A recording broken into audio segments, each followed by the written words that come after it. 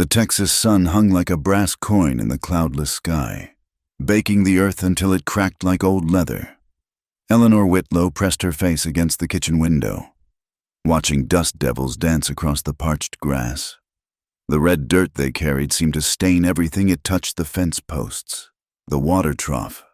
Even the air itself tasted of iron and drought.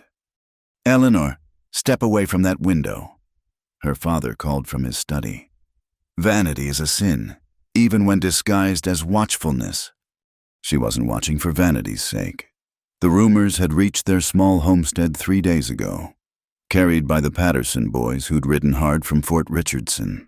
Comanche raiding parties had struck 2 settlements to the north. The army was spread too thin. They said the settlers were on their own. At 19, Eleanor had spent her entire life on this frontier, but she'd never seen her father's hands shake while holding his Bible. Samuel Whitlow was a man of unwavering faith, yet these past nights, she'd heard him pacing the floorboards, whispering prayers that sounded more like pleas. The sound of horses made her heart skip, not the familiar clip-clop of shod hooves, but something different, a mix of iron shoes and unshod ponies. Eleanor's fingers found the small cross at her throat. "Father," she called, her voice steadier than she felt. "Someone's coming." Samuel emerged from his study, his weathered face grave. He moved to the rifle mounted above the door, but didn't take it down. "How many?" "I can't tell." The dust. Eleanor squinted. Through the haze, she could make out perhaps 6 or 7 riders. As they drew closer, her stomach tightened. 3 wore the blue wool of cavalry uniforms. The others, Comanches, her father breathed, not a curse, but a statement of fact. The party stopped 50 yards from the house. Eleanor recognized the lead white man, Josiah Pike, the territorial administrator from Fort Richardson. His presence here, with such an unusual escort, sent ice through her veins despite the heat. "Samuel Whitlow," Pike called out. "I come under a flag of truce. We need to talk." Her father looked at Eleanor. "Go to your room." "No." The word surprised them both. Eleanor straightened her spine. "If this concerns our home, it concerns me." For a moment, she thought he might argue. Then his shoulders sagged. "Stay behind me. Say nothing." They stepped onto the porch together. The Comanche warriors remained mounted, their faces unreadable. One drew Eleanor's attention, younger than the others, perhaps in his early 20s, with intelligent eyes that missed nothing. A scar ran from his left eyebrow to his jaw, yet it didn't mar his striking features. He caught her staring and held her gaze until she looked away, heat flooding her cheeks. "Reverend," Pike began, dismounting with difficulty. The man had grown fat on government contracts and easy living. "I'll be direct. We've negotiated a treaty with Chief Iron Jacket of the Quahati Band, a cessation of hostilities, in exchange for considerations." "What kind of considerations?" Samuel's voice carried the same tone he used from the pulpit patient, but demanding truth. Pike's eyes darted to Eleanor, then back. "Marriages, strategic alliances to ensure peace, the Comanche way." The words hung in the air like smoke from a distant fire. Eleanor felt the porch boards shift beneath her feet, though she knew they hadn't moved. "You're asking me to give up my daughter." "Not a question. I'm telling you that 4 families have already agreed. The Bakers, the Hutchinsons, the Moores, and the Carlsons. Each has provided a daughter of marriageable age. We need 1 more to seal the bargain." Pike mopped his brow with a yellowed handkerchief. "The alternative is more blood, more burnings, more children taken in raids never to be seen again." Eleanor found her voice. "And if we refuse?" Pike's expression hardened. "Then you stand alone when the war parties come. No cavalry protection, no aid from your neighbors, nothing but your prayers between you and whatever happens next." The young Comanche warrior dismounted in one fluid motion. He approached slowly, hands visible, and stopped at the porch steps. When he spoke, his English carried only the slightest accent. "I am Joseph Redwing of the Quahati. My grandmother was Mexican, taken in a raid 40 winters past. She taught me your words." He looked directly at Eleanor, and she saw something unexpected in his eyes, not cruelty or lust, but a weariness that seemed beyond his years. "I offer myself as husband. I give my word no harm will come to your daughter by my hand." Samuel stepped forward. "And what of her soul? She's a Christian woman. You would have her abandon her faith." "I abandon nothing," Joseph replied. "My grandmother kept her cross until the day she died. The Quahati do not demand conversion, only respect." Eleanor watched this exchange as if from a great distance. Her life, decided by men who spoke of her as if she weren't standing right there. The familiar anger rose in her throat, but she swallowed it down. Anger was a luxury she couldn't afford. "I need time to pray on this," Samuel said. Pike shook his head. "The delegation leaves at sunset. Decide now. Reverend, your daughter's virtue for the lives of every family in 50 miles. Eleanor looked at the mounted Comanche warriors, at Pike's sweating face, at her father's trembling hands. Then she looked at Joseph Redwing, who, alone among them, seemed to carry the weight of what was being asked. "I'll go." The words fell into silence. Even the wind seemed to pause. "Eleanor, no." Her father reached for her, but she stepped back. "You taught me that faith means sacrifice. Father, that sometimes we must enter the lion's den to serve God's purpose." Her voice didn't shake, though everything inside her did. "If my marriage can prevent bloodshed, then perhaps this is His will." Joseph Redwing studied her with those dark, knowing eyes. "You are certain this choice cannot be undone?" "Few choices can be, Mr. Redwing." She met his gaze steadily. "I am certain only that doing nothing ensures suffering. That seems reason enough." The packing took less than an hour. Eleanor owned little 2 dresses, her mother's sewing kit, her Bible, and a daguerreotype of her parents from before her mother's death. Samuel prayed over her, his words catching in his throat. When he finished, he pressed a small leather pouch into her hands. "Your mother's seeds," he whispered. "From her garden in Virginia. Perhaps you might plant them wherever you find yourself." The delegation made camp at dusk, 10 miles from the homestead. Eleanor had ridden behind Joseph, acutely aware of every mile that stretched between her and everything she'd known. The other Comanche warriors had barely acknowledged her, though she felt their occasional glances like physical touches. As the men built fires and tended horses, Joseph erected a small buffalo hide shelter. Eleanor stood uncertainly, her carpet bag clutched in both hands, until he gestured for her to enter. The interior was sparse but clean buffalo robes for sleeping, parfleche bags stacked neatly against one wall. Joseph followed her in, then surprised her by immediately laying his own bedroll near the entrance flap.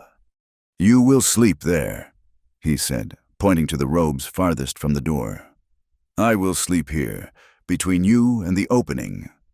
Eleanor's confusion must have shown, because something that might have been amusement flickered across his features. "You are my wife by treaty, not by choice, among my people. A marriage is not true until both hearts agree." He held up his hand, palm facing her, a gesture of peace. "Tonight, and all nights until you say otherwise, there will be no obligations of the flesh between us." Relief flooded through her so suddenly that her knees nearly buckled. She sank onto the buffalo robes, still clutching her bag. "Why?" she managed to ask. "Your people, I thought—" "You thought we were savages who take what we want." His voice carried an edge of old hurt. "Some are, just as some white men are, but my mother raised me to know the difference between taking and receiving." He turned to leave, then paused. "What you did today, it was brave. Foolish, perhaps, but brave. My people respect courage, even when it comes wrapped in fear." Alone in the shelter, Eleanor finally allowed herself to shake. She pulled out her Bible, running her fingers over the worn leather cover. The familiar weight of it anchored her to something solid, while everything else spun away like dust in the wind. Outside, she could hear the men talking in Comanche, the liquid sounds of their language rising and falling like music she didn't understand. Somewhere, a coyote howled, and its packmates answered a lonely sound that matched the ache in her chest. She tried to pray, but the words wouldn't come. Instead, she found herself thinking of Joseph Redwing's scarred face, of the careful distance he maintained, of his hand raised in that gesture of peace. She'd expected a monster and found instead a man who slept by the door to guard her, though from what, she wasn't certain. His own people hers, or perhaps just from the weight of choices that couldn't be undone. Eleanor clutched her Bible tighter and whispered the only prayer she could manage. "Lord, don't let me lose myself in whatever comes next." The wind picked up outside, rattling the hide walls of the shelter. Dust seeped through the seams, fine and red as blood, settling over everything like a promise of the hard days to come. The Quahati camp appeared through the morning haze like a mirage, dozens of buffalo-hide teepees arranged in careful circles along the creek bed. Dogs barked at their approach, and children peered from behind their mothers' skirts, eyes wide at the sight of the white woman riding behind Joseph Redwing. Eleanor's legs trembled as she dismounted. 3 days of hard riding had left her raw and aching in places she'd never hurt before. She stumbled, and Joseph steadied her with a hand on her elbow, the first time he'd touched her since their wedding ceremony. If it could be called that. "Come," he said quietly. "My grandmother waits." The crowd parted as they walked through camp. Eleanor kept her eyes forward, though she felt the weight of every stare. Some faces showed curiosity, others suspicion. A few young women whispered behind their hands, and Eleanor caught enough to know they were discussing her pale skin and strange clothes. Joseph's teepee stood near the center of camp, larger than most, with painted symbols she couldn't read decorating its sides. He held the entrance flap, and Eleanor ducked inside. The interior was dim and smoky, herb bundles hanging from the lodge poles filling the air with unfamiliar scents. An ancient woman sat near the central fire, her eyes clouded white with cataracts, despite her blindness. Her head turned unerringly toward Eleanor. "Grandmother," Joseph said in Comanche, then switched to English. "This is Eleanor." The old woman extended one gnarled hand. Eleanor knelt and placed her palm against the weathered skin. The grandmother's fingers traced over Eleanor's hand, reading the calluses from years of household work, the smooth band where a ring might have been, the tremor that Eleanor couldn't quite control. "Afraid," the old woman said in accented English. "But not weak. Good." She barked something in Comanche, and Joseph replied. They conversed for several minutes while Eleanor knelt awkwardly, her legs beginning to cramp. Finally, the grandmother patted Eleanor's hand and released it. "You stay, learn, work, become an Mernu." "She means the people," Joseph explained. "What we call ourselves." A younger woman entered the teepee, beautiful in a severe way, with high cheekbones and eyes that glittered like obsidian. She looked at Eleanor the way one might examine a diseased cow. "This is Maria Crowfeather," Joseph said carefully. "She will teach you women's work." Maria said something sharp in Comanche. Joseph's jaw tightened, but he didn't respond. She grabbed Eleanor's wrist and pulled her to her feet. None too gently. The next hours blurred into a parade of failures.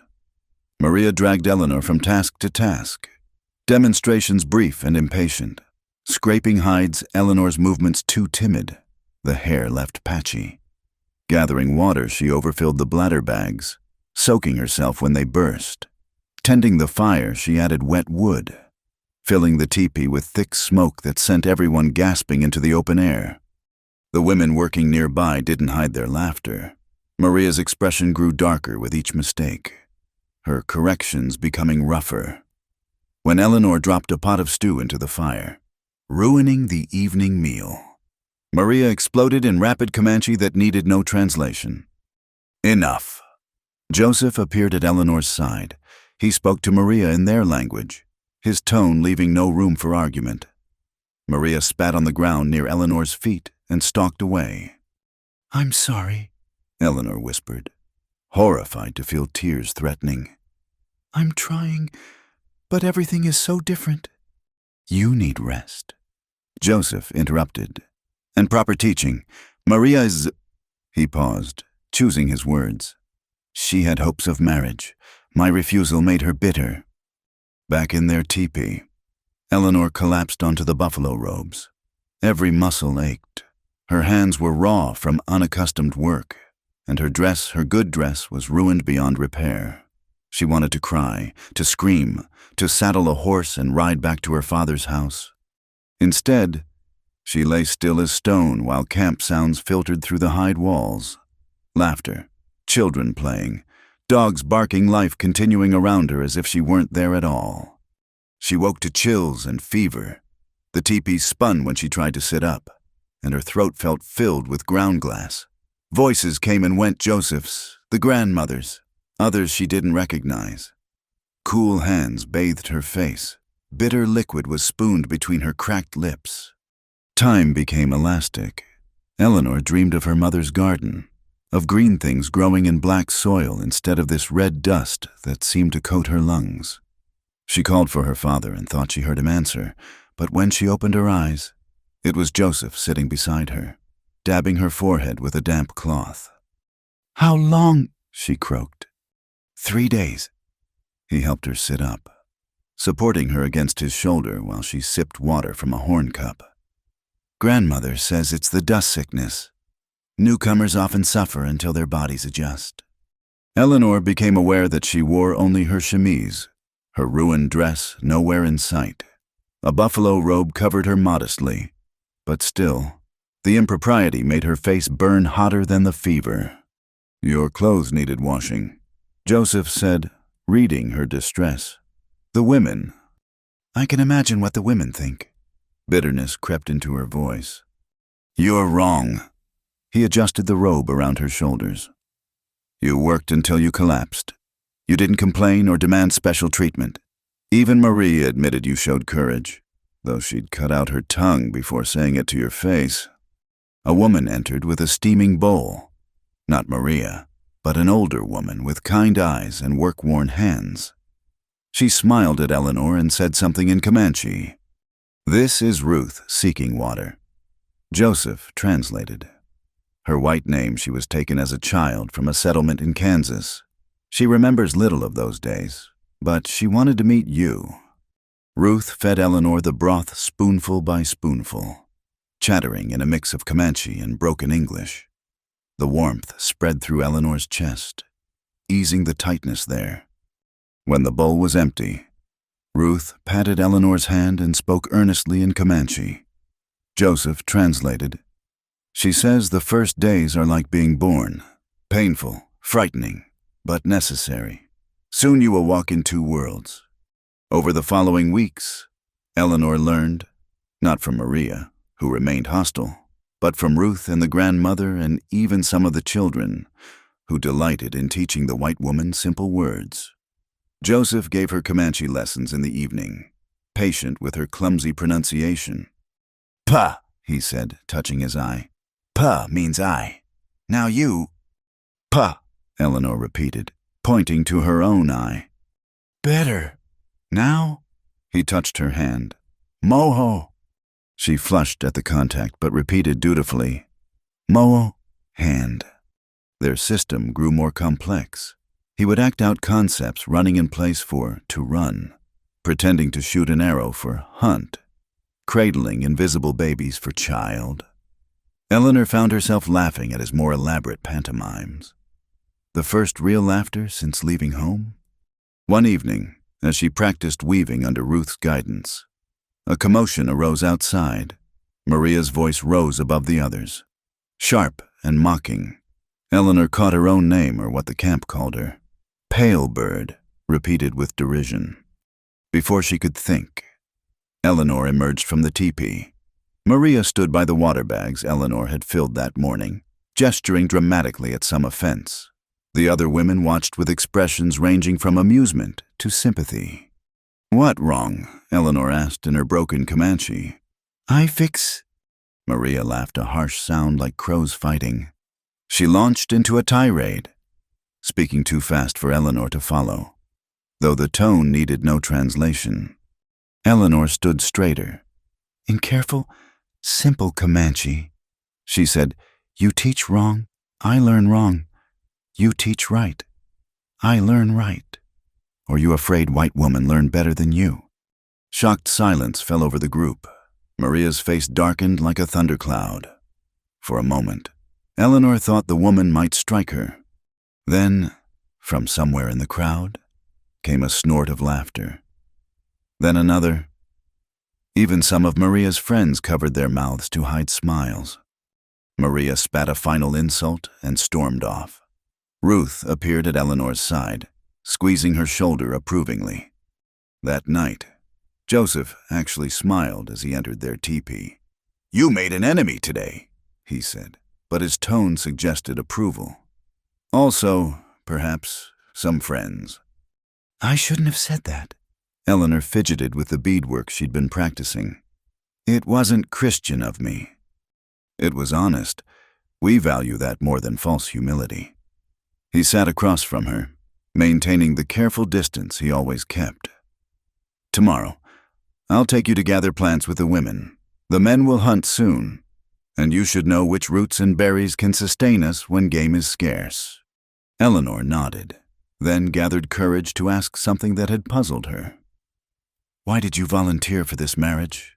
I mean, you could have had anyone, Maria, or another woman who wouldn't bring such difficulty." Joseph was quiet for so long she thought he wouldn't answer. When he spoke, his voice carried old pain. "My sister was taken in a raid 5 winters ago, not by whites, by Kiowa, our enemies. She was 14 summers. He stared into the small fire between them. I searched for 2 years. When I found her, she had adapted to their ways, married a Kiowa warrior. She had a child. She was content." Eleanor waited, sensing more. "I thought I would hate her husband. Instead, I found a man who treated her with kindness, who protected her, who gave her dignity despite how she came to be there." Joseph raised his eyes to hers. "When Pike spoke of this treaty, I remembered, better to choose a willing woman and offer respect than see unwilling ones taken in raids." The firelight played across his scarred face, and Eleanor saw him truly for perhaps the first time, not as her captor or even her protector, but as a man carrying his own griefs, making his own impossible choices. "Thank you," she whispered. He tilted his head, questioning. "For the dignity," she clarified. "For the choice, even within no choice." Joseph stood abruptly, but before leaving for his nightly rounds, he paused at the entrance. "Tomorrow, wear this." He pulled a bundle from a parfleche bag, a doeskin dress, simply made but clean and whole. "Ruth adjusted it for you. Your clothes," he gestured helplessly at her torn, stained dress. Eleanor accepted the bundle, the leather soft as butter under her fingers. It smelled of smoke and sage, of this new life she was slowly, painfully, entering. "Joseph," she called as he lifted the flap. He looked back. "My name, what the others call me, Pale Bird. Is it an insult?" For the first time since she'd known him, Joseph Redwing truly smiled. It transformed his face, chasing away the shadows there. "No," he said. "It means you are noticed. Birds are sacred to us messengers between earth and sky. Pale because you are different, yes, but bird because—" He paused, searching for words. "Because despite clipped wings, you still try to fly." He left before she could respond. Eleanor held the dress to her chest, surprised to find her eyes wet with something other than dust or despair. Outside, nightbirds called to each other across the darkening plain, and for the first time their cries sounded less like sorrow and more like welcome. The morning air bit sharp and cold as Eleanor joined the hunting party. Joseph had argued against it, but she'd insisted if she was to be New Myrna, she would share all their burdens, not just the ones deemed suitable for women. "You stay with the pack horses," Joseph instructed, his face tight with concern. "Watch, learn, but do not engage the buffalo. They're more dangerous than you understand." Eleanor nodded. Though her hands trembled as she gripped the reins, she'd never ridden astride before coming here, and the Mustang beneath her still felt foreign and wild. Ruth, seeking water, had shown her how to fashion leggings from an old trade blanket to preserve modesty, but Eleanor still felt exposed, vulnerable. The party numbered 12 warriors and 2 women besides herself. The other woman, Sarah. 2 Moons, had lost her husband last winter and rode out to provide her children with meat. She gave Eleanor an approving nod that meant more than words. They rode for hours across the endless grass, following signs Eleanor couldn't read: bent stalks, dried droppings, the flight patterns of birds. Joseph's cousin, Daniel Blackhorse, served as scout, disappearing over rises only to reappear with hand signals she was still learning. When they finally spotted the herd, Eleanor's breath caught. Hundreds of massive beasts, their humped backs like dark mountains against the pale grass. The hunters dismounted well out of sight, checking weapons and horses. "Remember," Joseph said quietly, appearing at her side, "if something goes wrong, you ride hard back the way we came. Don't wait. Don't look back. Promise me." "I promise," she lied, knowing she could never abandon him to danger. The hunters mounted fresh horses and moved out in practiced formation. Eleanor stayed with the pack animals and Sarah 2 Moons, watching from a low rise as the men circled wide around the herd. At first, everything unfolded like Joseph had described during their evening lessons. The hunters moved in slowly, selecting younger animals at the herd's edge. Bows were drawn. The first arrows flew, and several buffalo stumbled and fell. Then chaos erupted. A massive bull, wounded but not felled, charged directly at Daniel Blackhorse. His horse reared, throwing him. Eleanor watched in horror as he hit the ground hard and didn't rise. The bull wheeled, focused now on the motionless figure. Its bellows rang across the prairie as it lowered its massive head for the killing charge. Eleanor moved without thought. Her heels drove into her Mustang's sides, sending it leaping forward. She'd seen Joseph practice this maneuver riding low, using the horse's momentum to sweep past danger, but watching and doing were different things entirely. The ground blurred beneath her. Wind tore at her hair, loosening it from its careful braids. She could hear Sarah 2 Moons screaming behind her, Joseph shouting her name, but the blood pounding in her ears drowned it all out. She reached Daniel just as the bull began its charge. No time to stop. No time to think. Eleanor leaned far out from her saddle, grabbed Daniel's arm, and held on with every ounce of strength she possessed. The Mustang, trained for this kind of rescue, adjusted its stride. Daniel's weight nearly pulled Eleanor from the saddle, but she locked her legs and pulled. He came up part way, enough to grab the saddle himself. The bull's horns passed so close she felt the heat of its breath, smelled the rank wildness of it. One horn caught her skirt, tearing fabric with a sound like thunder. Then Joseph was there, his war cry splitting the air. His lance took the bull in the side, driving deep. The massive animal stumbled, fell, and was still. Eleanor's horse slowed, sides heaving. She slid from the saddle, legs buckling, and vomited into the grass. Hands pulled her upright, Sarah 2 Moons chattering in rapid Comanche that sounded like prayers. Joseph knelt beside Daniel, who groaned and sat up, cradling his left arm, broken by the angle, but alive. Joseph looked up at Eleanor, and she couldn't read the expression on his face, fury or fear or something else entirely. "You gave your word," he said quietly. "I lied." Eleanor wiped her mouth with a shaking hand. I'm sorry, but I'm not sorry. Daniel said something in Comanche that made several of the warriors laugh. Joseph translated reluctantly. He says the pale bird has talons after all. The ride back to camp was subdued. Eleanor rode between Joseph and Sarah 2 Moons, her torn skirt flapping like a banner of her foolishness or courage, depending on who told the tale. Daniel rode despite his broken arm, too proud to show weakness before the others. Word traveled faster than horses. By the time they reached camp, a crowd had gathered. The story passed from mouth to mouth, growing with each telling. By sunset, Eleanor had supposedly fought the buffalo single-handed, carrying Daniel on her back while singing war songs. "You're a legend now," Ruth told her that evening, helping her repair the ruined skirt. "The women are split, half think you're crazy, half think you're blessed by spirits. And the men," Ruth grinned, "they're just glad Daniel lives. He owes you a debt now, in our way. That makes you family." That night, Joseph brought her a gift, a knife in a beaded sheath. "For protection," he said, "since you refuse to run from danger." Eleanor turned the blade, studying the way firelight ran along its edge. "Are you angry?" "I was terrified." He sat closer than usual, the careful distance between them narrowing. "When I saw you riding toward that bull..." He stopped, jaw working.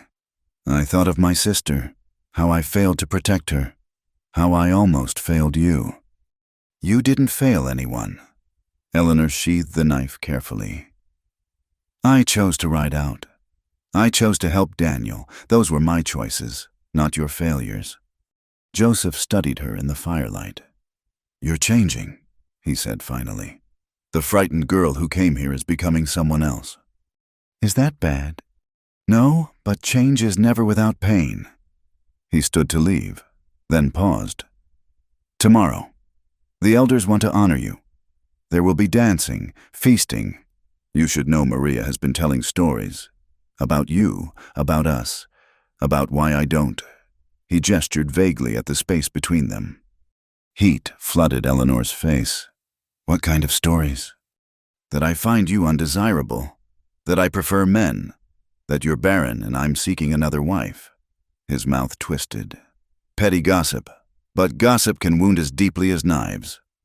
Eleanor thought of the careful distance Joseph maintained, the way he'd never touched her beyond necessity, the pallet by the door that had never moved.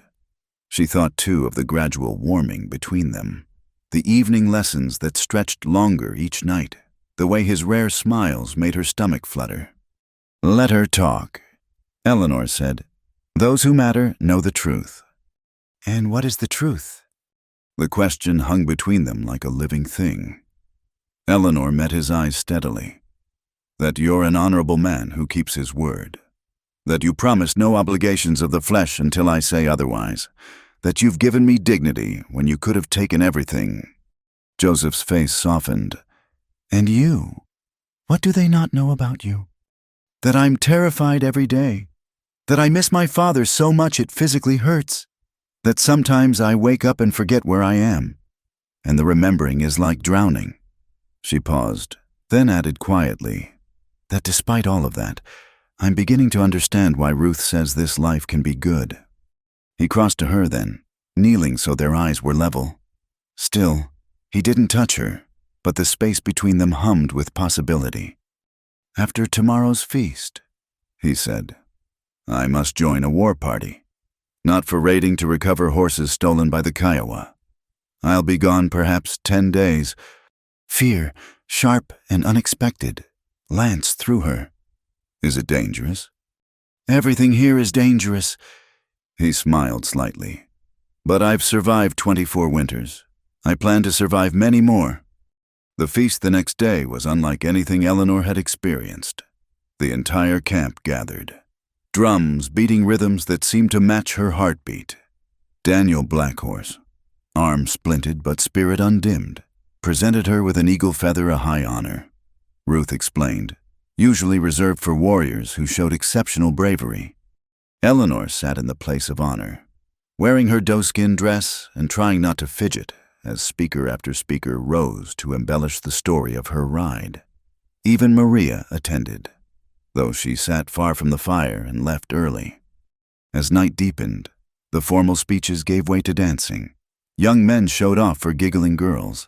Children darted between adults' legs, stealing food and affection equally. The elderly sat in clusters, watching with indulgent smiles. "Dance!" Ruth urged, pulling Eleanor to her feet. "It's expected." Eleanor had never danced beyond the staid reels her mother taught her. This was something else entirely wild and free, bodies moving to rhythms older than memory. At first, she felt clumsy, self-conscious.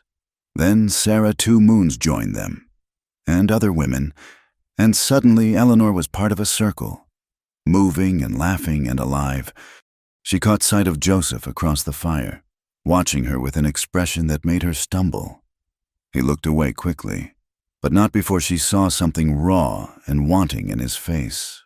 Later, as the feast wound down, she found herself sitting with the grandmother, who, despite her blindness, seemed to see everything.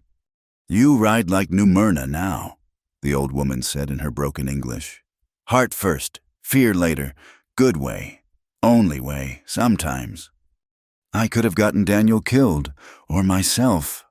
Yes, also could save him, did save him."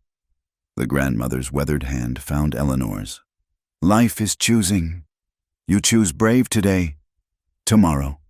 Choose again."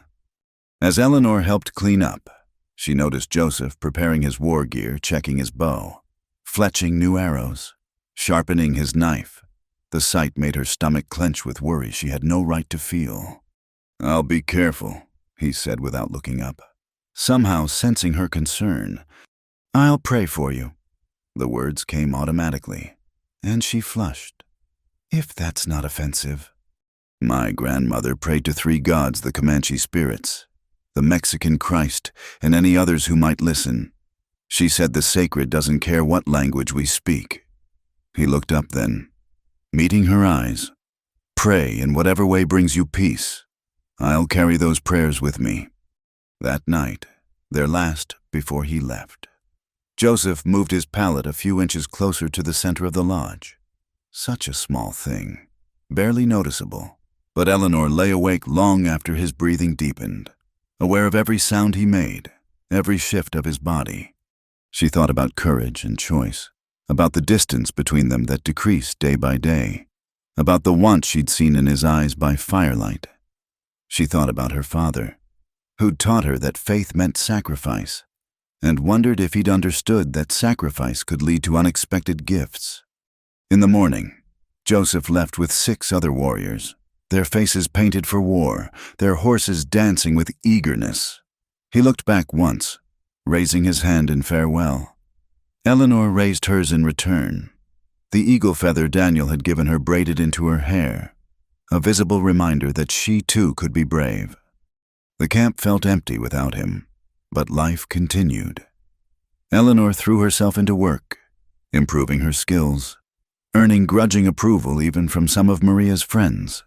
At night, she lay in the too quiet lodge and counted the days until Joseph's return, trying not to imagine all the ways a man could die in this hard land.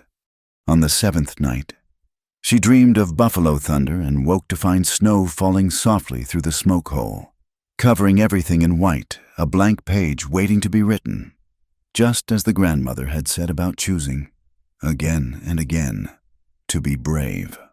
The wind caught the pages before Eleanor could react, scattering them like wounded birds across the camp. Maria stood laughing, Eleanor's Bible hanging loose in her hands, its binding torn from the force of her grip. "Your God is weak," Maria sneered in Comanche. "See how easily his words fly away?" Eleanor's first instinct was rage, hot and pure as molten iron.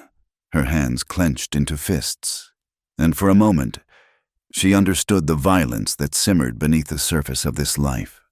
Then she saw Joseph's figure through the swirling papers, back from the war party just that morning, kneeling in the dust to gather the scattered pages. Others noticed too. The grandmother emerged from her lodge, her blind eyes somehow finding Maria with uncanny precision.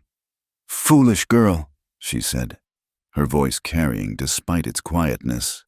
"You attack what you don't understand." Joseph continued collecting pages, handling each with the same care he might show a sacred bundle. Daniel Blackhorse, his arm still healing, knelt to help. Then Ruth Seeking Water, then Sarah Two Moons. Even some of Maria's friends began gathering the wind-blown scripture. Eleanor moved then, not toward Maria but to join the others. As she knelt beside Joseph, he glanced at her, something fierce and protective in his eyes. "These marks," he said quietly, holding up a page. "They hold meaning for you, like our picture stories hold meaning for us." "Yes. Yes," her voice came out steadier than she felt. "Stories of faith, of suffering, of hope." He nodded and continued searching for pages. The entire camp, it seemed, had joined the effort. Children darted between lodges, chasing down wayward scripture. Even the dogs seemed to understand, sniffing out pages caught in sagebrush. Maria stood alone now, the ruined binding still in her hands, her triumph turned to ash. When the last page was recovered, she threw the covers at Eleanor's feet and stalked away. That evening, the camp gathered in the grandmother's lodge. Eleanor sat with her recovered pages, trying not to cry at their condition torn, dirty, some illegible. The Bible her mother had read to her, that her father had pressed into her hands, reduced to scattered fragments. "We fix," the grandmother announced. She produced an awl and sinew, then gestured for others to contribute. What followed was unlike any church service Eleanor had known. Women brought pieces of soft doeskin for new covers. Warriors offered sinew from their bowstrings. Children contributed beads and quills for decoration. Each person who gave something shared a story of loss, of preservation, of things made new. Joseph worked beside Eleanor, his hands sure as he punched holes for binding. "My grandmother had a book," he said, loud enough for all to hear. "Not like this one, but precious to her. When she died, we placed it with her body, as was her wish. But first, I memorized every page." He tapped his temple. "Sacred things live here, not just in objects." As they worked, Eleanor found herself sharing too. This passage about Ruth saying, "Your people shall be my people," I read it the night before I left my father's house. I thought I understood it then. I didn't. "And now?" Ruth Seeking Water asked, her namesake story giving the moment extra weight. Eleanor looked around the lodge at faces that had been strange and frightening mere months ago. Now familiar as family. "Now I think it means choosing to build something new without destroying what came before. Like this Bible, it will be both things now. Christian scripture and Comanche craft, neither lesser for being both." The work took hours. Eleanor's fingers cramped from stitching, but she didn't stop. The new binding grew strong in strange elk hide covers with geometric beadwork, pages sewn with sinew, a closure made from braided horsehair. It was beautiful in its oddness, speaking of two worlds merged by necessity and care. When they finished near dawn, the grandmother ran her fingers over the completed work. "Good," she pronounced. "Stronger now than before. Like you, pale bird." As the gathering dispersed, Joseph walked Eleanor back to their lodge. "Maria will not trouble you again," he said. "The shame of what she did, how the people responded, she knows she overstepped." "I almost hit her," Eleanor admitted. "When I first saw what she'd done, I wanted to hurt her. But you didn't. You chose another way." He paused at their lodge entrance. That took more strength than violence would have. Inside, Eleanor carefully placed the repaired Bible with her few possessions. When she turned, Joseph was still standing there, watching her with an expression she couldn't quite read. "The war party," she said, needing to fill the silence. "You haven't told me how it went." His face darkened slightly. "We recovered our horses, lost no men, but the Kiowa." He trailed off, then seemed to come to a decision. They had captives, 2 Mexican children, a boy and girl. We negotiated their release. That's wonderful, Eleanor began, but stopped at his expression. They reminded me of my sister, of how she looked when I found her torn between worlds, no longer belonging fully to either. He moved closer, still maintaining space between them, but less than before. I've been thinking, these days, writing about belonging, about choosing, about the distance between people. Eleanor's heart hammered against her ribs. What did you conclude? That distance can be protection, but also prison. That choosing when to close that distance, that's its own kind of courage. He lifted his hand slowly, giving her time to step back, and touched the eagle feather still braided in her hair. You rode toward danger for Daniel, but what of riding toward other things, things that frighten in different ways? The touch was light as breath, but Eleanor felt it like lightning. Joseph, she whispered, not sure what she was asking. He dropped his hand, stepped back. Forgive me, I promised. You promised no obligations. Eleanor interrupted, surprising herself with her boldness. But what if it wasn't obligation? What if it was choice? The lodge suddenly felt too small, the air too thin. Joseph's breath came quick as her own. For a long moment, they simply looked at each other, the careful walls they'd built wavering like heat mirages. Not yet, he said finally, voice rough. When you come to me, I want it to be without reservation, without the shadow of how this began. Can you understand? Eleanor nodded, though her body thrummed with wants she barely understood. I'm learning patience, she managed, though some lessons are harder than others. That broke the tension. Joseph smiled, that rare true smile that transformed him. The grandmother says patience is like tanning hide. The longer the work, the softer the result. Over the following days, something shifted between them. The careful distance remained but felt different now, charged with possibility rather than resignation. Their evening lessons continued, but often devolved into conversation that lasted long into the night. Joseph told her about his childhood, about learning to raid from his father, about the changing world he saw coming. Eleanor shared memories of her mother, her struggles with faith, her fears and hopes. They built a bridge of words in the darkness, each revelation a plank laid down. One evening, as Eleanor practiced weaving with Ruth, Joseph entered with something wrapped in soft leather. This was my sister's, he said, unfolding the bundle to reveal a dress finely made with intricate quill work across the yoke. I've carried it since I lost her, but carrying the dead too long makes us ghosts ourselves. Eleanor set aside her weaving, moved by the pain in his voice. What was her name? Rebecca Singing Dove. Our mother chose the Christian name, our father the Comanche one. He held out the dress.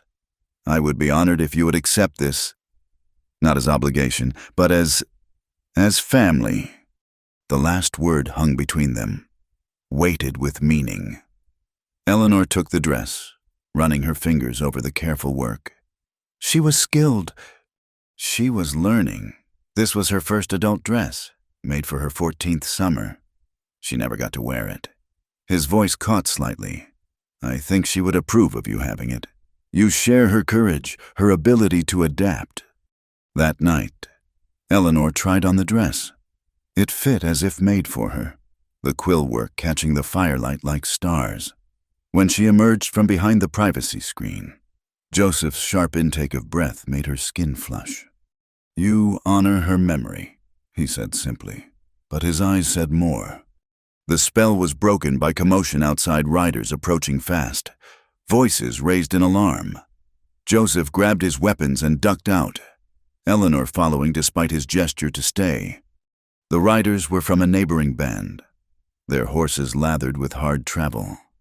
They spoke rapidly to the gathering crowd, and Eleanor caught enough to understand soldiers were coming.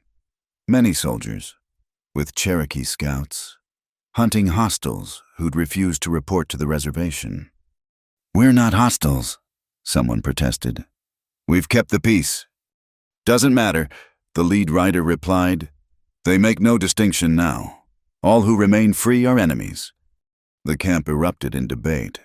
Some urged fleeing deeper into the Llano. Others spoke of fighting, still others of negotiating. Through it all, Eleanor noticed Joseph watching her, his face carved from stone. Later, in their lodge, he finally spoke. If the soldiers come, they'll find you here. Living as a Comanche, they might— He couldn't finish. They might what take me back to a world that cast me out, force me into a life I've already left behind. Eleanor shook her head. My place is here now. Eleanor. No. She moved closer, close enough to feel his warmth. I've made my choice. Not the choice made for me by treaty or circumstance, but my choice. I choose this life. I choose these people. She took a breath, stepped closer still. I choose you. Joseph's control, held so carefully for so long, finally cracked.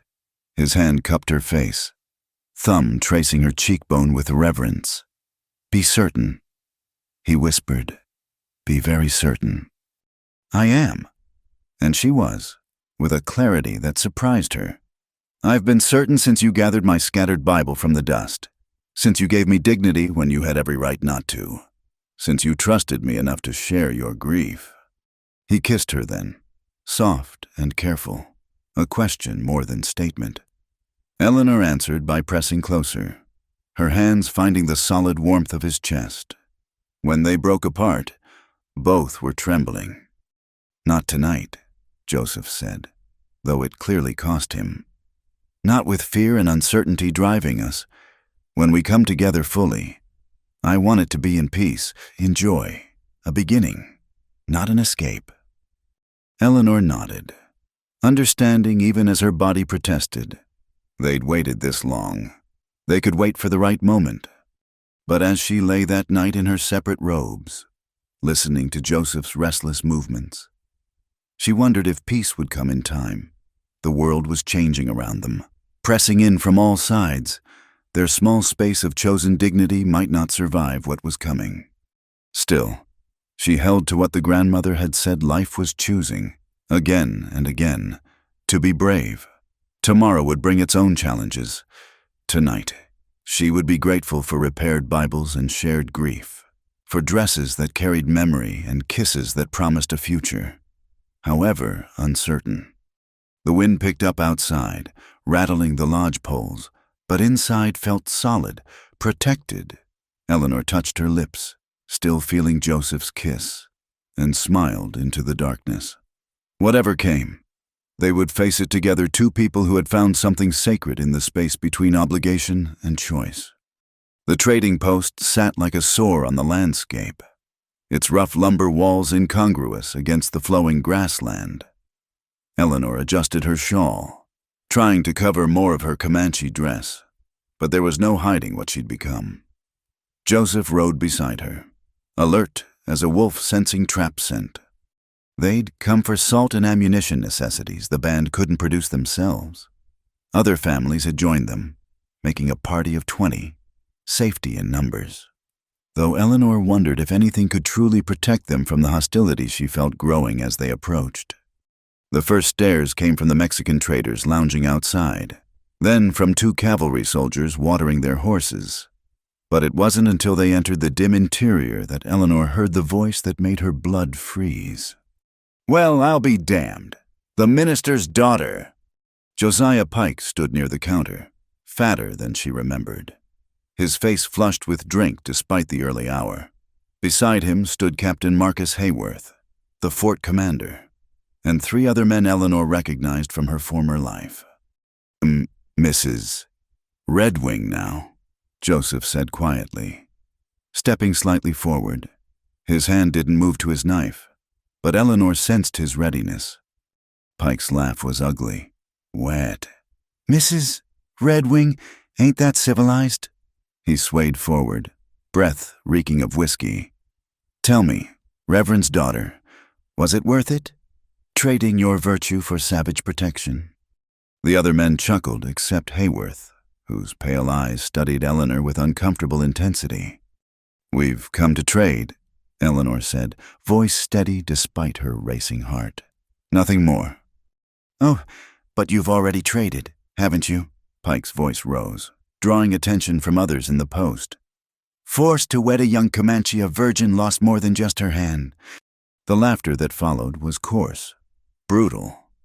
Eleanor felt Joseph tense beside her, saw Daniel Blackhorse's hand drop to his war club. One wrong move would turn the trading post into a battleground. She stepped forward, letting her shawl fall away, revealing the beautifully quilled dress beneath. "You're right, Mr. Pike. I have lost more than just my hand." The laughter stuttered, uncertain. Eleanor raised her work-roughened hands, displaying the calluses, the small scars from learning new skills. "I've lost the soft hands that knew only prayer and needlework. I've lost the fear that kept me small and quiet. I've lost the blindness that let me think men like you were civilized while calling others savage."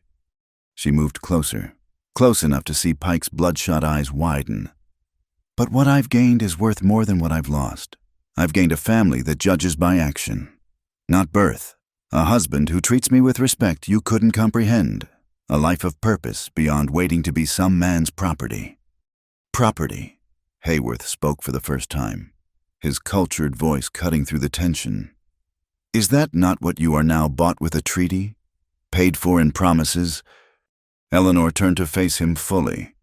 There was something in his manner, an educated cruelty more dangerous than Pike's crude malice. "I was currency in your treaty, Captain, but I became a person by choice. Can you say the same, or are you still just a uniform filled with orders?" His face darkened. "Careful, woman. Your protection here is limited." "As is yours," Joseph said quietly. He'd moved without seeming to, now positioned between Eleanor and the soldiers. "This post sits on neutral ground. The treaty holds, unless you mean to break it."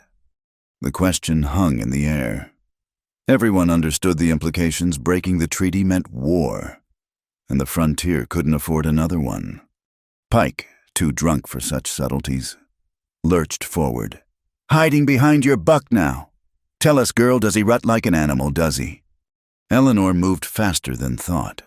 Her hand cracked across Pike's face with a sound like a gunshot. He staggered back, more shocked than hurt, a red handprint blooming on his jowled cheek. "You forget yourself, Mr. Pike," she said calmly. "I'm no longer the minister's daughter you can intimidate. I'm a woman of the Quahati band. We defend our own." For a heartbeat, violence trembled on the edge of erupting. Hands hovered near weapons. The air itself seemed to hold its breath. Then, from the back of the post, came slow applause. A grizzled ranger emerged from the shadows. Jim Collins, known as fair-minded among both whites and Comanche. "Well said, Mrs. Red Wing." He tipped his hat to her, then turned cold eyes on Pike. "I believe you gentlemen have business elsewhere. Best see to it." Pike sputtered, but Hayworth was already steering him toward the door. As they passed, the captain paused beside Eleanor. "This isn't over," he said softly. "Savages and their white whores will be dealt with, treaty or no treaty." After they left, the post slowly returned to normal. The Mexican trader, eager to avoid trouble, gave them fair prices for their goods. Other patrons carefully didn't stare, though Eleanor caught whispered conversations, some condemning, others oddly approving. As they prepared to leave, Jim Collins approached. "That was brave, ma'am, also foolish. Hayworth's not a man to cross lightly." "Neither am I a woman to be insulted lightly," Eleanor replied. Collins smiled slightly. "I see the frontier's worked its change on you, for what it's worth. I knew your father. He'd be proud. I think you defended yourself with dignity." Outside, the war party waited, faces grim. They'd heard the confrontation, seen the soldiers leave. As they rode out, Daniel Blackhorse brought his horse alongside Eleanor's. "You did well," he said in Comanche. "But the white war chief, his eyes promised blood. We should be watchful." That night, camped far from the post, the group held council. The consensus was clear: Hayworth would make trouble. Treaty or no treaty, they needed to warn the main camp, prepare for possible attack. Eleanor sat beside Joseph, still shaking from delayed reaction. He hadn't spoken since they'd left the post, and his silence worried her more than anger would have. "Say something," she finally pleaded when they were alone. "What would you have me say?" His voice was carefully controlled. "That you risked everything for pride, that you drew the attention of dangerous men, that I wanted to kill them all for their words but couldn't without destroying the peace. I couldn't let them—" "I know." He turned to her then, and she saw the fear beneath his control. "I know why you did it, and I love you for it. But Eleanor, we walk a narrow path, one false step." He touched her face gently. "I've lost too much already. I can't lose you too." "You won't," she promised, catching his hand. "We won't let them win." That night, for the first time since their kiss, Joseph held her as they slept. Not as husband and wife, not yet, but as two people facing an uncertain future, drawing comfort from shared warmth. They returned to find the camp already preparing for trouble. Scouts had reported increased military patrols. Other bands were pulling back deeper into the Llano. Chief Ironjacket called for a formal council to decide their course. The debate lasted long into the night. Some urged immediate flight to the deepest canyons. Others spoke for standing ground, honoring the treaty until it was openly broken. A few young warriors demanded preemptive raids strike first, they argued, before the soldiers came in force. Eleanor sat with the women, but when Ironjacket asked for her words, a rare honor, she stood. "I've lived in both worlds now," she said in careful Comanche. "I know the white man's hunger for land, their fear of what they don't understand. Captain Hayworth will come. Not because we've broken faith, but because our existence challenges his world. We must prepare, but not with raids that give him excuse. We must be smarter, more patient." "What do you counsel, pale bird?" Ironjacket asked. "Send messengers to the territorial governor. Document our compliance with the treaty. Make allies among the Mexicans and peaceful whites. When Hayworth moves against us, let it be clear who broke faith." She paused. "And prepare the women and children to flee if needed. Pride is not worth their lives." The council continued past dawn. In the end, they chose a middle path: stay for now, but prepare multiple escape routes. Messengers would go to Fort Worth with documentation of their peaceful intent. The women would pack survival caches in hidden places. As the camp settled into uneasy watchfulness, Eleanor and Joseph finally had their moment. The tribe held a small ceremony, not the grand affair that might have been in peaceful times, but a quiet acknowledgement of their union. Ruth, seeking water, and the grandmother stood as witnesses. Daniel Blackhorse, arm finally healed, blessed their lodge.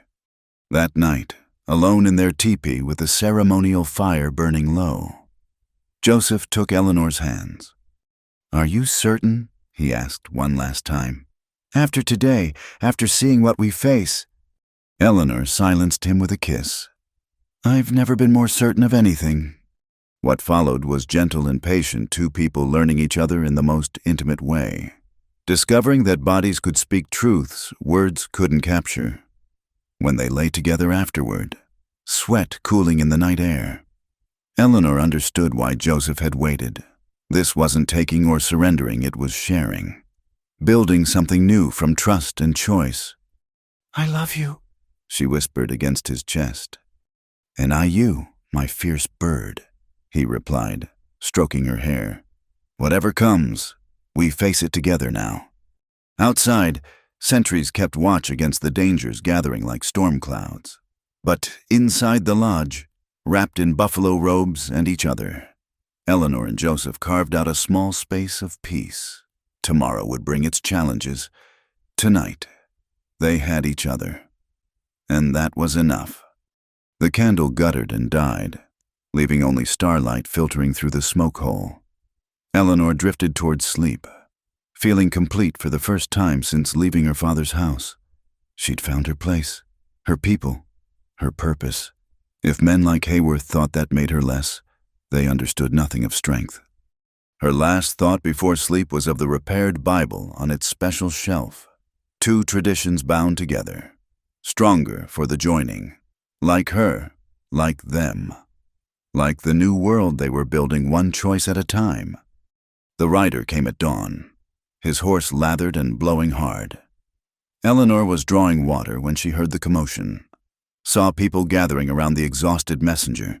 Something in their postures, the way shoulders dropped. Hands-covered mouths made her abandon the water bags and run. Joseph caught her before she reached the crowd. His face told her everything. "No," she whispered. "Eleanor." His arms came around her, holding her upright when her knees buckled. "Your father. I'm so sorry." The words came in fragments through the roaring in her ears. Samuel Whitlow, hanged from his own church rafters. His congregation, turned mob. The crime selling his daughter to heathens, betraying his race and faith. Eleanor heard herself making sounds not quite screams, not quite sobs.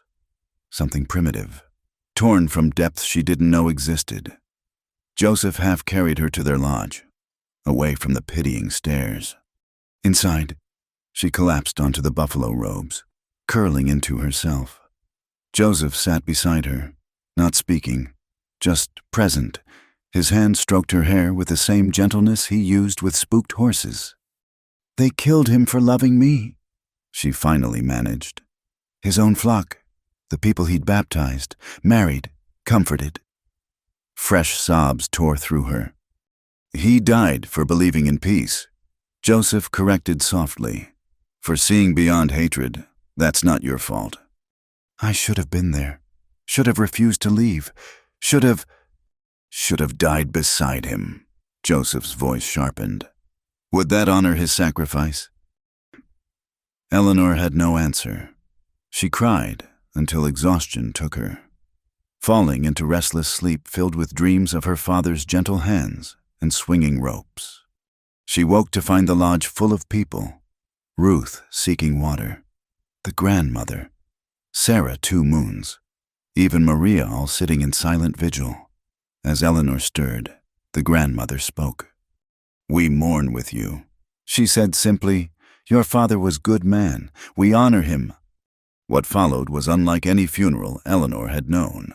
The Comanche had no body to bury, but they created ceremony from gesture and intention. Chief Iron Jacket himself spoke of Samuel's courage in choosing peace. Warriors who'd never met him praised his sacrifice. Women sang grief songs that needed no translation. Joseph's contribution moved her most.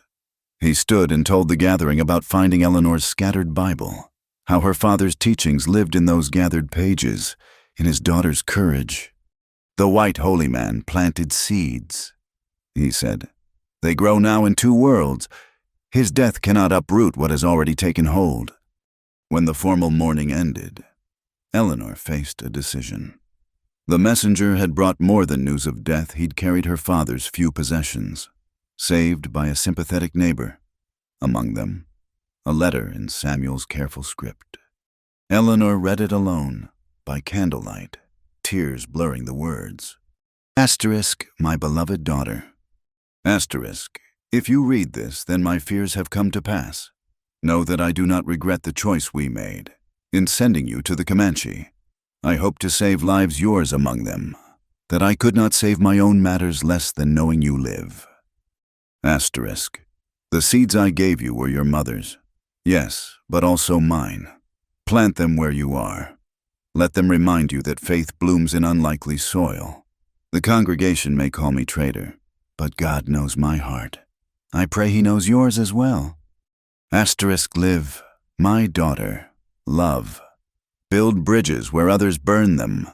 This is my true gospel, written not in words but in the courage you've shown. Asterisk, your loving father. Asterisk, Samuel asterisk. Eleanor pressed the letter to her chest. feeling the last tether to her old life snap. She was orphaned now, in every sense, no blood family, no home to return to, no place in the white world that had murdered its own minister for the crime of compassion. But as she emerged from the lodge, she saw her new family waiting. Joseph stood foremost, his face showing the same protective love her father once had. Around him, the band gathered not from obligation but choice, offering the solidarity of shared grief. "The council meets tonight," Joseph told her quietly. "Iron Jacket asks if you wish to speak about arrangements." Eleanor understood. By Comanche law, she could demand vengeance. War parties could ride against the settlement that killed her father. Blood for blood, it was their way, and none would judge her for choosing it. That night, standing before the assembled band, Eleanor made a different choice. "My father died for peace," she said, voice steady despite her tears. "I will not dishonor that with war, but neither will I let his death be meaningless." She turned to Iron Jacket. "I ask for permission to return his body to Comanche land, to bury him here, where his sacrifice is understood. Let our enemies see that we honor good men regardless of skin color. Let them choke on their own hatred while we show dignity." The chief considered. Such a request was unprecedented. White men didn't rest in Comanche burial grounds. But these were unprecedented times. "It will be dangerous," he warned. "They may not release the body. You may face the same mob that killed him." "Then I face it," Eleanor replied, "but I don't go alone." The party that rode out 3 days later was deliberately chosen. Joseph led, of course, with Daniel Blackhorse and 5 other warriors, but also Jim Collins, the ranger who'd shown respect at the trading post, and, surprisingly, 2 Mexican traders who'd known Samuel. A mixed group, testament to the connections her father had built. The journey to the settlement took 2 days of hard riding. As they approached, Eleanor steeled herself for what awaited. The church steeple rose above the buildings like an accusation. They found the town subdued, perhaps ashamed. People scurried indoors at their approach. The main street, where Eleanor had once walked freely, felt foreign as another country. Jim Collins had sent word ahead, and the sheriff waited at the church, a different man than Eleanor remembered. Younger, clearly uncomfortable. "Mrs. Redwing," he said, not quite meeting her eyes. "I'm sorry for your loss. Your father was... The town's not proud of what happened." "Where is he?" Eleanor asked, dispensing with pleasantries. The body's been prepared. The undertaker. He insisted on doing right by the Reverend, despite everything." They'd laid Samuel in the church he'd served, in a plain pine coffin. Eleanor approached slowly, Joseph beside her, the others standing guard. Her father looked smaller in death, worn down, but his face held the same gentle expression she remembered. She kissed his forehead, whispered goodbye, then turned to practical matters. "We'll take him now." "Ma'am, I have to ask, where will you bury him? His plot here is no longer his place," Eleanor finished. "He'll rest where he's honored, not where he was murdered." As they prepared to leave, a small crowd gathered. Eleanor recognized faces: the baker's wife who'd taught her to make bread, the schoolmaster who'd lent her books. Some looked away in shame, others stared with lingering hostility. Then Mrs. Patterson stepped forward, elderly, trembling, but determined. She pressed a small bag into Eleanor's hands. "Seeds," she whispered, "from the Reverend's garden. He'd want them to grow somewhere." Others followed, tentatively. Not many, but enough. Small offerings, a book of common prayer, a pressed flower from the church garden, a daguerreotype of the congregation from happier days. Each gift came with whispered apologies, admissions of cowardice, requests for forgiveness. Eleanor wasn't sure she could grant. As they secured the coffin to a travois, Josiah Pike appeared, flanked by several armed men. He'd lost weight, his face haggard, but his eyes still burned with hatred. "Taking your father to lie with heathens," he spat. "Final insult to his memory." Eleanor started to respond, but Joseph touched her arm. Sometimes. Silence spoke louder than words. They mounted and rode out, leaving Pike shouting at their backs, his words lost in the wind. The journey back was somber, but not without grace. At their night camp, Jim Collins shared stories of Samuel's kindness. The Mexican traders spoke of his fairness in dealings. Even the Comanche warriors, through Joseph's translation, told of the respect he'd earned by letting his daughter go for peace. They reached Comanche territory as the sun set on the third day. The entire band had gathered, having prepared a burial ground that honored both traditions, a grave marked with stones in the Comanche way, but facing east as Christian custom dictated. Sage and cedar waited to be burned alongside traditional prayers. The service that followed wove two faiths into something new. Eleanor read from her repaired Bible Corinthians, about seeing through a glass darkly. Chief Ironjacket spoke of warriors who fought with words instead of weapons. The grandmother sang in 3 languages, Comanche, Spanish, and broken English, a grief song that transcended all boundaries. As they lowered Samuel into the red earth, Eleanor planted her mother's seeds around the grave. Hands joined hers, Joseph's strong and sure, Ruth's work-worn, even Maria's, offering wordless reconciliation. Together they pressed life into soil, faith into future. "He would have loved this," Eleanor said as the last prayer faded. "All of us together, proving hatred doesn't have the final word." That night, the band held a feast not of celebration, but of commitment. Stories were shared of other bridges built, other moments when enemy became family. Eleanor sat in the place of honor, no longer the minister's daughter or the white captive, but truly pale bird of the Quahati band. Later, in their lodge, Joseph held her as she grieved not the sharp agony of first loss, but the deeper ache of permanent absence. "He's part of this land now," Joseph murmured. "His bones will feed the grass, his memory will guide our children. This is immortality, Comanche style." "Our children," Eleanor pulled back to look at him. His hand moved to her belly, questioning. "The grandmother says she recognizes the signs." Eleanor's breath caught. In the midst of death, life insisted on continuing. She pressed Joseph's hand harder against her still flat stomach, feeling the future quicken there. "Yes," she whispered. "Yes." They lay together in the darkness, hands intertwined over the promise of new life. Outside, night birds called over Samuel's grave, where Virginia seeds would soon sprout in Texas soil. The repaired Bible sat on its shelf, binding 2 worlds with sinew and faith. Tomorrow would bring new challenges. Hayworth still plotted. The reservation system pressed closer. The world Eleanor's child would enter grew more complicated by the day.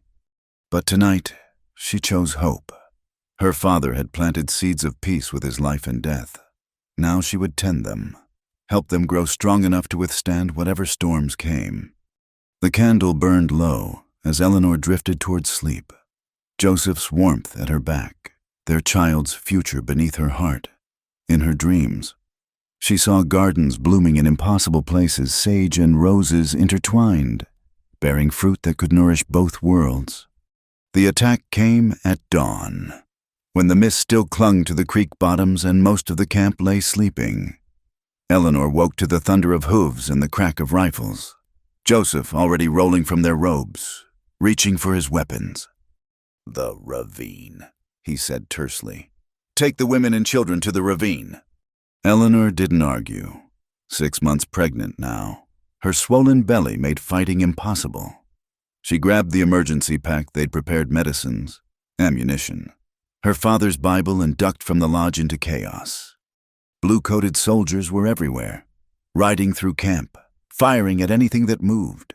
Lodge poles splintered, cook fires scattered, screams mixed with war cries, and the terrible sound of bullets finding flesh. "This way!" Ruth, seeking water, appeared through the smoke, baby on her hip, dragging 2 toddlers. Other women materialized, Sarah 2 moons bleeding from a grazed shoulder, Maria herding a group of terrified children. Eleanor led them toward the hidden ravine they'd scouted weeks ago. Behind them, the warriors fought desperately to buy time. She glimpsed Joseph and Daniel Blackhorse standing side by side, bows singing against the superior firepower of the cavalry.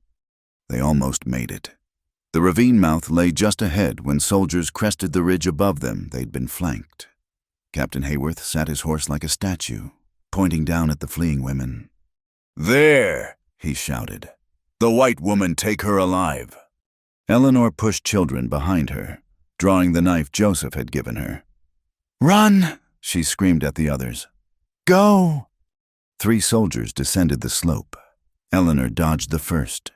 Slashing at his reaching hands, her blade found the soft spot at his wrist, sending his pistol spinning.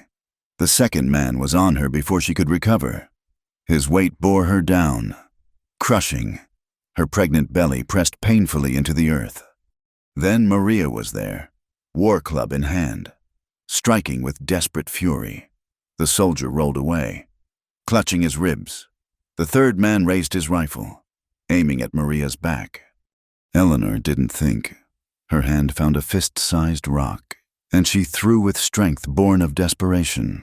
It caught him in the temple, dropping him like a felled tree. "Move!" Maria hauled Eleanor to her feet. They stumbled into the ravine as more soldiers appeared above. The ravine twisted through limestone walls, narrow enough that horses couldn't follow. The women and children pressed deeper, Eleanor's heart hammering as she listened for pursuit. Her belly cramped alarmingly, too much exertion, too much fear. They reached the cave system Ruth had shown them, hidden behind a fall of rocks, one by one. They squeezed through the entrance into the darkness beyond. Eleanor went last, looking back to see smoke rising from the camp, her home burning. Inside the cave, children whimpered. Women whispered prayers in Comanche and Spanish. Eleanor slumped against the cool stone, hands pressed to her cramping abdomen. "The baby?" Ruth asked, suddenly beside her. "I don't know. The pain." Eleanor bit back a cry as another cramp seized her. Ruth's experienced hands examined her quickly. "Not labor, not yet, but you must rest. Be calm. The child feels your fear." Calm seemed impossible. Outside, gunfire continued sporadically. Were Joseph and the others still fighting? Still alive, Eleanor closed her eyes, trying to breathe slowly, to think of anything but the possibility of raising their child alone. Hours passed in the darkness. The children grew quiet, exhausted. Sentries posted at the cave mouth reported soldiers searching the ravine, but none found their hiding place. As afternoon waned, the cramps eased, the baby settling. Near sunset, a low whistle came from outside the signal for friendly approach. Joseph slipped through the entrance, followed by Daniel and 6 other warriors. Blood stained their clothes. Exhaustion etched their faces, but they lived. Eleanor flew into Joseph's arms, mindless of watching eyes. He held her tightly, hands checking for injury. "The baby. Safe. We're both safe." She pulled back, studying his face. "The camp?" His expression darkened. "Gone. They burned everything. We lost 8 warriors, 3 elders who couldn't flee fast enough." He paused, jaw tight. "But we made them pay. Hayworth lost 1/3 of his force before they retreated." "This was murder, not military action," Daniel added bitterly. "They came to kill, not capture." Chief Ironjacket entered last, grave but unbroken. "We cannot stay here. They'll return with more soldiers. We must reach the deep canyons, join with the other bands." The exodus began that night. What remained of the band, perhaps 60 souls, moved like ghosts across the moonlit plains. Warriors ranged ahead and behind, watching for pursuit. The women and children traveled in the center, Eleanor among them, each step taking her further from any hope of peaceful resolution. They traveled for 3 days, resting briefly in hidden places. eating cold food to avoid telltale smoke. Eleanor's body protested the pace, but she forced herself onward. Joseph, always near, his presence her anchor. On the fourth dawn, they reached the Canyonlands, a maze of red rock walls and hidden valleys that had sheltered the Comanche for generations. Other bands had gathered, refugees from similar attacks. The mood was grim, talk turning to war. No more treaties. Young warriors argued. The whites break every promise. Better to die fighting than be hunted like animals. Eleanor sat in council for the first time, her unique position acknowledged. Fighting feeds their narrative, she argued. Hayworth wants war. It justifies his murders, brings more soldiers. We must be smarter. What do you suggest, Pale Bird? Iron Jacket asked. You know their ways. Document everything. There are whites who oppose Hayworth Jim Collins, the federal marshals, newspaper men in Austin who question military overreach. Get our story to them. Make Hayworth's crimes known. Some scoffed at fighting with paper instead of arrows. But older heads saw wisdom in the approach. Messengers were chosen, including Eleanor herself, who better to speak to white authorities than one of their own. Joseph opposed her going, especially in her condition. They argued in private, their first real fight as husband and wife. You could lose the baby, he said bluntly. The travel, the stress. I could lose everything staying here, Eleanor countered. Our child needs a world to be born into, not just a hiding place. In the end, he relented, insisting only that he accompany her. They set out with a small party, carrying testimony from survivors, even sketches Daniel had made of the destroyed camp. The journey to Fort Worth took a week of careful travel, avoiding patrols. Eleanor had never been to the growing city, and its size overwhelmed her. Streets packed with wagons, buildings climbing 3 stories high, more people than she'd seen in one place. They found lodging in the Mexican Quarter, where their mixed party drew less attention. Jim Collins met them there, his face grim as he reviewed their evidence. Hayworth's claiming you attacked first, he said. Says he was responding to raids on settlements. What raids? Eleanor demanded. We've kept the peace for months. Truth doesn't matter if the lie's repeated enough. Collins sighed. But this might help. The federal commander's no friend of Hayworth's. Sees him as a glory hound risking wider war. I'll get you an audience. The meeting came 2 days later.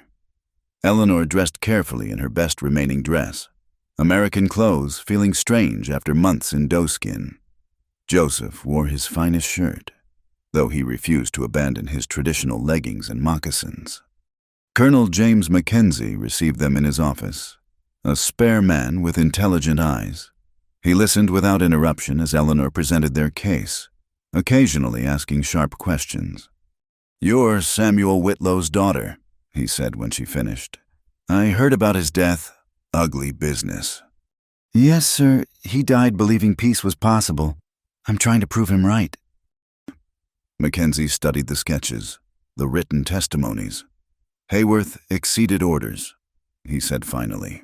But proving it officially. Politics are involved. Mrs. Red Wing. There are those who want all Comanche on reservations or dead. We're not asking for justice, Eleanor said bitterly.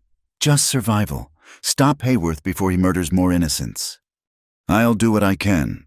Transfer him. Perhaps investigate the attack. He met her eyes. But you must understand the wind blows against your people. This conflict will end only one way. The question is, how much blood waters the ground first? Eleanor left the meeting disheartened but not defeated. Collins arranged for her testimony to reach newspaper offices, though he warned that public sympathy was limited. People remember the raids of 10 years ago, he said. Hard to see past that to the humans underneath. That night, in their small rented room, Eleanor felt the baby move strongly, life insisting on hope despite everything. Joseph's hand joined hers on her belly. Perhaps we should run, he said quietly. Mexico, maybe, start fresh where the past can't follow. Is that what you want? He was quiet long enough that she knew the answer. I want my child born on Comanche land. I want him to know his grandmother's stories, to ride free under open sky, but wanting and having—" A knock interrupted. Eleanor opened the door to find a young Mexican woman, nervous but determined. "Senora, forgive me. I work at the telegraph office. This came for Captain Hayworth, but I think you should see." Eleanor read the telegram, her blood chilling. Orders for Hayworth to complete the clearance before his replacement arrived. He was being transferred, but not before finishing what he'd started. "We have to warn them," Eleanor breathed. They left that night, pushing hard despite her condition. The baby seemed to sense urgency, lying quiet as she rode. Jim Collins came with them, bringing 2 rangers who'd chosen conscience over orders. They were still 2 days from the canyons when they met fleeing survivors. The attack had already begun, not just soldiers this time, but civilian volunteers. Texas Rangers turned manhunters, Cherokee Scouts, a force too large to resist. "Where's Iron Jacket the grandmother?" Eleanor asked desperately. "Deeper in the canyons. Warriors hold the narrow places, but—" The survivor shook his head. "Too many enemies." Joseph gathered the scattered groups, becoming war chief by necessity. With perhaps 30 fighters and twice that many women and children, options were limited. "We make for Medicine Creek," he decided. "The box canyon there. Defendable. With water. We make our stand." Eleanor wanted to protest a stand meant death, but looking at the exhausted faces around her, she understood. Running was no longer possible. Better to choose where to face the end. They reached Medicine Creek as the sun set, filing into the narrow canyon. Warriors took positions at the entrance while women prepared what defenses they could, rolling stones to the rim, checking weapons, praying. That night, Eleanor lay beside Joseph under the vast sky, their child restless between them. Tomorrow would bring blood. But tonight, they had each other, had this moment of peace before the storm. "I regret nothing," she told him. "Whatever comes tomorrow, know that you gave me life I never knew was possible." He kissed her deeply, desperately. "You gave me hope when I had none. Our child will know that, even if—" "No," she pressed fingers to his lips. "No ifs. We survive this. We find a way. For the baby." But even as she spoke, she heard the drums beginning, not Comanche drums, but military ones. Hayworth had found them. Dawn would bring the final reckoning. Eleanor pressed her hand to her belly, feeling life flutter there, and prayed not for miracles, but for courage. Tomorrow, she would need all she possessed. The dawn came slowly to Medicine Creek Canyon, painting the red rocks in shades of blood and gold. Eleanor stood at the makeshift barricade. 8 months pregnant now, watching Hayworth's forces array themselves at the canyon mouth. So many soldiers, rangers, volunteers, a wall of blue and gray and hatred. 200, maybe more, Joseph said quietly beside her. "They mean to end this." Eleanor's hand found his. "Then we make our stand memorable." The first parley came an hour after sunrise. Hayworth himself rode forward under a white flag, though Eleanor trusted it as much as a rattlesnake's rattle. "Terms," he shouted. "Surrender unconditionally. The warriors will be tried fairly.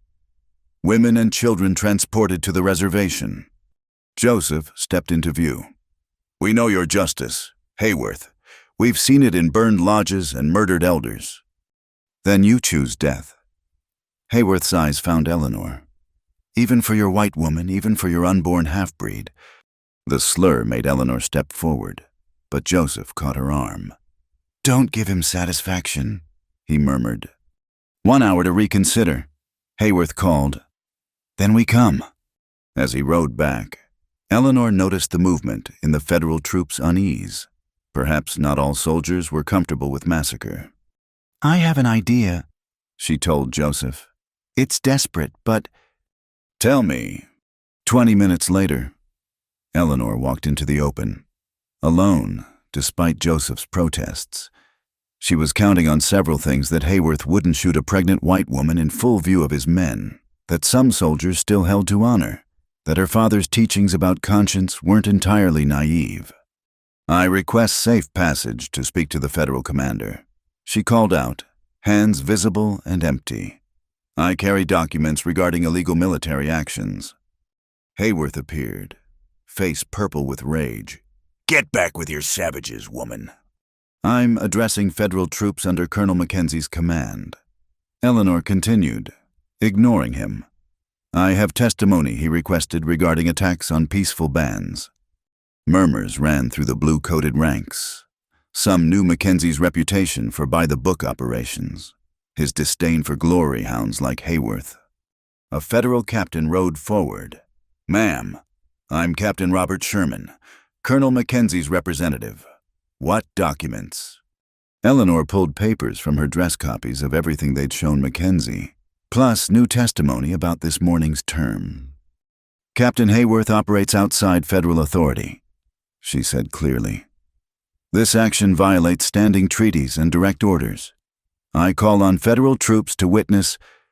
Hayworth spurred forward, striking Eleanor with his riding crop. She fell hard, pain shooting through her pregnant body. Gasps arose from the soldiers. Striking a pregnant woman crossed lines even hardened fighters respected. Captain Sherman dismounted, helping Eleanor to her feet. "Captain Hayworth, you forget yourself. This woman is a traitor and savage lover," Hayworth snarled. "Federal troops are under my tactical command for this operation. Show me those orders," Sherman demanded. As the officers argued, Eleanor felt warm wetness spreading down her legs. The fall, the stress her water had broken. The baby was coming. Here, now, in the midst of pending battle. Joseph and several warriors had crept to the canyon entrance during the distraction. Seeing Eleanor's condition, Joseph's face went white. He started forward, but Eleanor shook her head minutely. "Not yet. Let the federal conflict play out." "I have seniority," Hayworth was shouting. "We proceed as planned." "I have written orders from Colonel Mackenzie regarding treatment of civilians," Sherman countered. He turned to Eleanor. "Ma'am, can you walk? I'll escort you." The first shot came from the volunteers, someone too eager or too hateful to wait. It caught Sherman in the shoulder, spinning him around. Then everything erupted. Eleanor ran for the canyon as bullets filled the air. Joseph met her halfway, scooping her up as her legs gave out. They tumbled behind the barricade as lead whined overhead. "The baby," she gasped. "It's coming." He carried her deeper into the canyon, where Ruth, seeking water, had established a medical station. The older woman took one look and began issuing orders. "Too early. Baby comes too early." She met Eleanor's eyes. "You must be strong, very strong." The battle raged at the canyon mouth. Eleanor could hear it, the war cries, the gunfire, the screams, but her world narrowed to the ancient rhythm of birth. Contractions seized her, each one bringing the terrible fear that her child would die before drawing breath. "Federal troops aren't advancing," someone shouted. "They're holding back." Through her pain, Eleanor felt a spark of hope. Had Sherman's men refused the illegal order? Were some soldiers choosing conscience over command? Joseph knelt beside her, letting her crush his hand through each contraction. "Our child chooses his moment," he said, a warrior already. Hours passed in a blur of pain and distant battle. The Comanche warriors held the narrow entrance, making Hayworth's men pay for every foot, but ammunition ran low, and casualties mounted. Then, as the sun reached its zenith, Eleanor heard the most beautiful sound, her baby's first cry, weak but insistent, demanding life despite everything. "A girl," Ruth announced, cleaning the tiny form. Small but fighting, like her mother. Eleanor sobbed as the baby was placed on her chest. So tiny, born too soon, but perfect. Dark hair like Joseph's, her father's nose, and eyes that seemed to hold all the wisdom of two worlds. "Sarah," Eleanor whispered. "Sarah Morningstar Redwing." Joseph's tears fell on them both as he sheltered his new family with his body. Outside, the battle seemed to pause, as if the universe itself recognized the moment. But reality returned with running feet. Daniel Blackhorse appeared, bloodied but upright. "Federal troops are moving but not attacking. They're forming a line between us and Hayworth's volunteers. Sherman's talking about illegal orders, demanding to see authorization." Hope and terror warred in Eleanor's chest. If the Federals withdrew support, Hayworth couldn't maintain the attack, but would military discipline hold against racial hatred? "I need to get out there," Eleanor said. "You just gave birth," Joseph protested. "And our daughter needs a world to live in." Eleanor struggled to sit up, Ruth steadying her. "Help me walk, just to where they can see me." Supported between Joseph and Ruth, Eleanor made it to the canyon entrance. The scene before her was surreal blue-coated Federals faced off against volunteers and Texas Rangers. Captain Sherman with his arm in a sling arguing with an apoplectic Hayworth. Eleanor raised her voice, praying it would carry. "Captain Sherman, I testify that Captain Hayworth attacked civilians without provocation, murdered non-combatants, and violated his oath as an officer." Her words rang across the battlefield. Soldiers turned to look at her, at the tiny bundle in her arms, at the blood still staining her dress. Some lowered their weapons. "She's right." A young federal lieutenant stepped out of line. "I've seen the orders. Nothing authorizes attacking women and children." "Traitor!" Hayworth drew his pistol, aiming at the lieutenant. The shot that followed didn't come from Hayworth. Jim Collins, the ranger who'd helped them before, stood with smoking gun. Hayworth crumpled, clutching his gun arm. "That's enough," Collins said quietly. "This ends now." What followed felt like miracle. Captain Sherman took command, ordering Hayworth's arrest. The volunteers, leaderless and facing federal opposition, began to disperse. The Texas Rangers split some riding off, others joining Collins in keeping peace. By sunset, the siege was lifting. Federal troops established a neutral zone, Sherman sending urgent telegraphs to Austin and Fort Worth. Eleanor sat at the canyon mouth, nursing her daughter while Joseph stood guard, watching the impossible unfold. "It's not over," Joseph warned. "This is reprieve, not resolution." He was right. Over following days, as little Sarah fought to thrive and Eleanor recovered, negotiations began. The massacre had drawn attention from Washington, newspapers condemning military overreach. Colonel Mackenzie himself arrived, appalled by Hayworth's actions. Still, the Comanche position was clear. They couldn't remain hostile to a nation bent on expansion. The choice was stark reservations or extinction. But Eleanor had learned something about choices. They were rarely as binary as they seemed. Working with Jim Collins, Chief Iron Jacket, and even Captain Sherman, she helped craft a different path. A township, she proposed. Not a reservation, but a legal settlement. Mixed population Comanche, Mexican, sympathetic whites, self-governing under Texas law, but respecting tribal customs. It was radical, maybe impossible.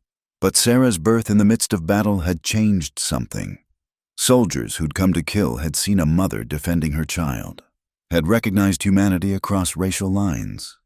The negotiations took months. Eleanor served as translator and mediator, often with Sarah bound to her chest, living proof that two peoples could create something new together. Joseph emerged as a leader among the younger Comanche, advocating for adaptation without abandonment of culture. Not everyone agreed. Some warriors rode south to Mexico rather than accept any accommodation. Maria was among them, unable to envision a shared future. Eleanor grieved their loss, but understood some wounds cut too deep for healing. But others stayed, the grandmother, declaring she'd lived too long to run anymore. Daniel Blackhorse, who'd learned that courage took many forms. Ruth seeking water, who saw opportunity in teaching white doctors traditional healing. Even some whites joined them, Jim Collins as sheriff, Captain Sherman resigning his commission to help build something new. The settlement rose on neutral ground near Butterfield Station. Not pretty at first, adobe buildings baking in sun, dust everywhere. Cultures clashing over everything from property lines to school curriculum.